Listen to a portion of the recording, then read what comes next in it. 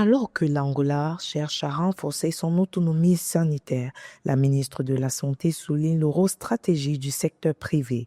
Le pays a lancé des projets phares, une usine du groupe Terra Produto Pharmaceutico de 100 millions d'euros à Ikolo et Bengo, dont les travaux ont commencé en juin 2025 et dont la mise en service est prévue en 2027.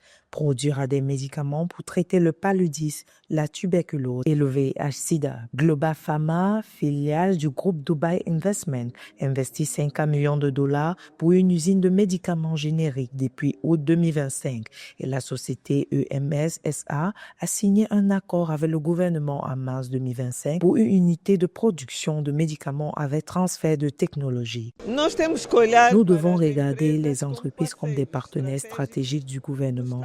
En ce moment, l'une des priorités dans laquelle nous comptons avec l'investissement privé est l'industrie des médicaments, les matériels d'utilisation, les équipements et les vaccins.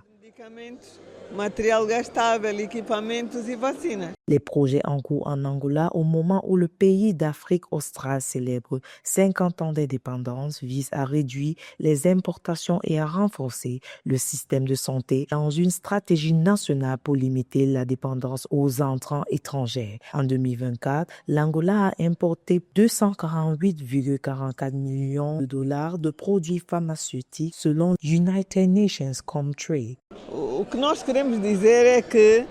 Ce que nous voulons dire, c'est que pendant ces 50 ans, nous célébrons les 50 ans de notre indépendance et en particulier pour notre secteur, nous célébrons aussi beaucoup de gains.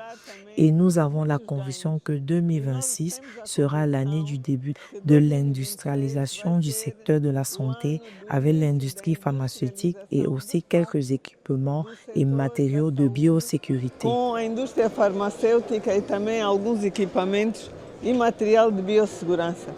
En plaçant le secteur privé au cœur de la stratégie nationale, le gouvernement angolais attend à accélérer l'industrialisation de la santé, réduire la dépendance aux importations pharmaceutiques et construire un système de santé plus autonome, performant et capable de répondre aux besoins de la population. Cette dynamique ouvre la voie à une Angola capable de produire localement ses médicaments essentiels et de renforcer sa résilience sanitaire.